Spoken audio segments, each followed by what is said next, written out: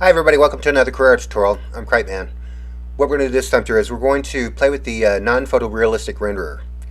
Uh, Now it's a really cool part of the program that probably doesn't get a whole lot of love, and that's unfortunate because it's actually a cool little piece of the program.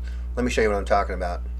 First of all, let's go over to the renderer, and I have a render setting loaded up. Desktop. And this, you notice how everything loaded up the way it was. If you have a setting that you like, keep it handy so that you can recreate whatever it is you want to recreate. And what I'm doing right now is I'm only doing the background render, and this is going to be a good way to kind of test out what you want to do with your paint brushes and the way the canvas is and all that fun stuff. Let's go ahead and take a look around and see a couple of things about it. First of all, I have a really small paintbrush, and you can make it. Actually, this I can't see what this does, but you notice that I made this smaller. This is what made this smaller. All right, and you have to have background checked in order to render in the background, and they have it set up like that because if you start doing the diffuse, highlights, and shadow and give all of it its own individual brush, it's going to take a long time to render. You notice my anti-aliasing is at best. Paper color is this. Now paper color might not mean a whole lot when you have your transparency settings really low, but once you start bringing them up, let's see if we can see some of the red behind here. There's a little bit. Yeah, I only have 20% transparency, but if you start doing like 90%,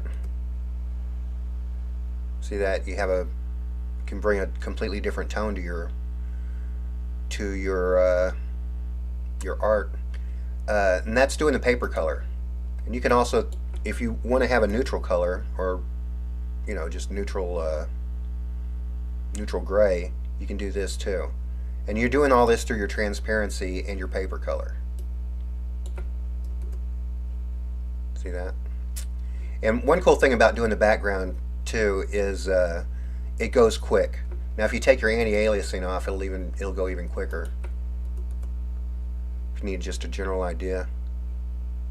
Did it already do it? Weird if it did. Let's go ahead and look at some other things. Now, when you click on your brushes, there's a variety of different brushes you can use. Charcoal looks really good. Let's do that. See how quick that was? Let's do intensity. Actually, I think I want it to anti-alias a little bit. It looks like it's going too fast. And see, these are classic looks right here. You see these in commercials all the time. If there's something that if you want to kind of not go full 3D and add a little something to your portfolio, I would suggest playing with this a little bit, because that's what I'm going to do. Charcoal. There's another charcoal right here. It's slightly different, and you notice how the white around here the little borders around here makes kind of a difference because this thing segs out into an alpha map. You see what I'm saying when I'm doing when I render. Oh, nice.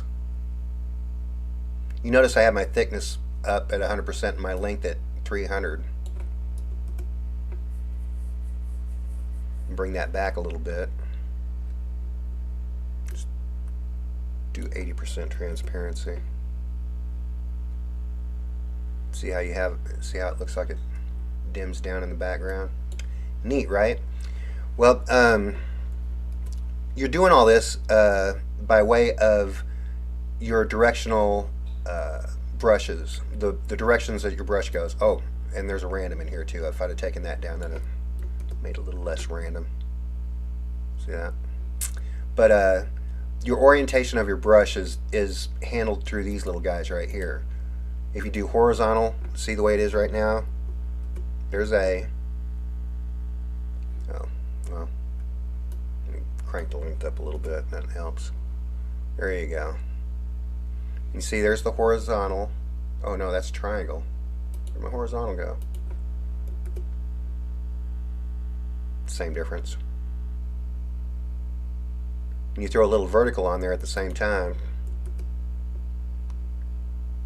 you have a slightly directional paint. U and V are the Y and X of the bunch, and you really don't notice a whole lot of difference there. What I like to do and it goes still kind of quick if you just click them all. It doesn't really hurt the render time at all. And you can play around with these just a little bit more with your thickness and your length. Let me show you a little something, and it's a lot easier to see with the geometric shape. But if you bring your brush size up to max, 100% right here, you get a nice, you get some pretty decent effects right here. I want to show that to you so you don't, it's before you take off. See that? Got some pretty cool effects right there. If you're tired of the boring old backgrounds, you can kind of play with it like that. Let me show you a little something else too. Now we've been doing all this via the backdrop, and you can kind of see different effects playing around with your background like this.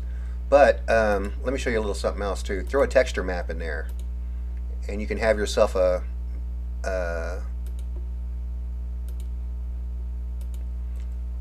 paint style painting. I took this picture last year before all the cold set in. So this is south side of Chicago, and using these settings, check this out.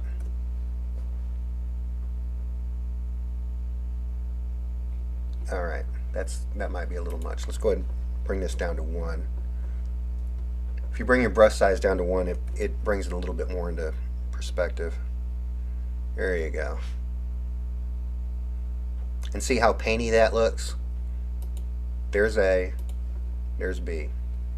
Neat, right? Let's go ahead and try different settings. Let's do paint strokes. And this is one of my favorite ones. This little paint, this just looks like a little circle. Looks like things are being painted into little circles here. Check this out. That's a neat effect. That's 7%, it's a little much. Let's bring that down to 1 again. And when you bring your max brush size down to 1, you are as close to your picture as you're going to get. I've tried to put decimal values in there, and that freezes the program, just FYI. There's a lot of different brushes here. Let's go ahead and do this one.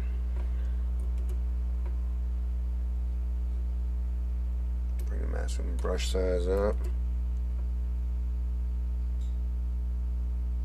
And you can play with this stuff all day. See, it looks kind of like a Monet or Manet, whatever you call it.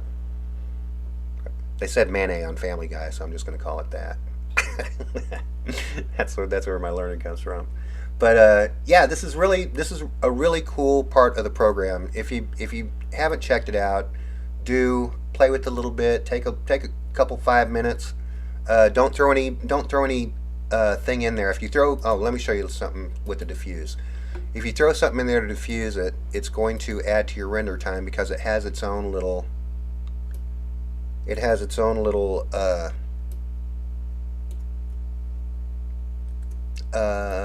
render settings and drawing settings. Let's go ahead and do a diffuse on here.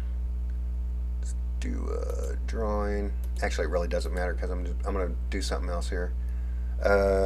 This is what you got. I've used a completely different drawing scheme for this little guy right here. Now, if you use the object color, then it's going to use the object color. Duh, right? But if you unclick use the object color and use your paper color, then it becomes your paper color. A little something to throw in right there. So if you need arrows or some other thing in there, or if you're trying to make an oil painting that has some geometric element that you're making yourself that you want to add to it, turn it into an oil painting, you can do that. And all these, everything that works in your background works in your diffuse, highlight, and shadow. So your background is probably your best bet if you're going to be playing around, if you're going to be testing things out. You probably want to do that on the back of the background one. So anyway, that's your non-photorealistic renderer. It's a very cool part of your program. Play with it when you get a chance. It doesn't fit into the traditional pipeline, but one of the reasons I did this is because I needed paintings to hang in my rendered rooms, and it's good for that kind of thing. So just want to kind of point this out to you because it's a cool part of the program. So anyway, and that's it for this time. I'm Cripeman, and I'll talk to you again later.